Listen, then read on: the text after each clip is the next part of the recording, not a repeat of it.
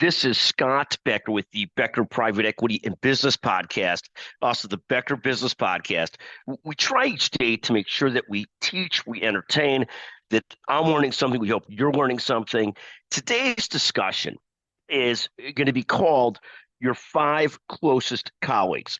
Now, there's this business and personal advice out there about the five people you hang out with the most. There's a ton of things written about this. A lot of it goes like this. Pick your five friends or colleagues based on how successful or something they are, because you'll gravitate to be a lot like them. The concept is that you're hanging out with five smart people, five motivated people, five whatever people, that you'll act more and more like them. Now, there may be some truth to this. I've watched this advice given now in a million different contexts. And I have to tell you, I come out on the side of ultimately hating this advice. I don't think it's necessarily wrong from a business perspective, but in the regular social world, it seems to lead to an amount of social climbing and social engineering and optimization that to me is so distasteful.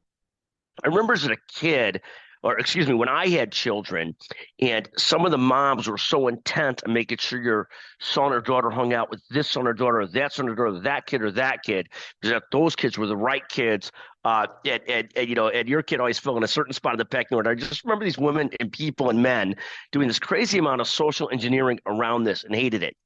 I see as an adult where men ask other men, who are you golfing with? What is your handicap? Who are you hanging with? As though that is the biggest reflection of yourself, that you're not hanging with the coolest or the best people or something or another. And I have to tell you, I've grown over the course of my life to absolutely hate this advice. And I really take a different take on this. Assuming that your best friends aren't convicts, and I say that somewhat jokingly, pick your closest colleagues based on who you love being with and who mutually act the same way, and mostly who leave you feeling positive and upbeat. Do they make you feel better, or do they make you feel worse? Do you have mutual interest, or don't you? But don't pick your friends based on their social status, their net worth, their position in life, their handicap, or any other concept. Pick them based on reliability, and are they good friends, and do they make you feel better or not? Do you and them both fill each other's buckets? Now, on top of all of this stuff, there's this concept of don't water dead plants, meaning don't chase people for friendship that aren't really reciprocal and don't want to be friends with you. And second, don't chase prestigious friends just because they seem cool or they seem loved by everybody else.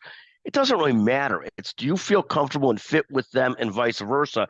And do you fill each other's buckets? And I would go a step further as to say, not to take a shot at one of my closest friends, but one of the least cool people in the world, but one of my best friends, and excited to celebrate with him his 60th birthday this week.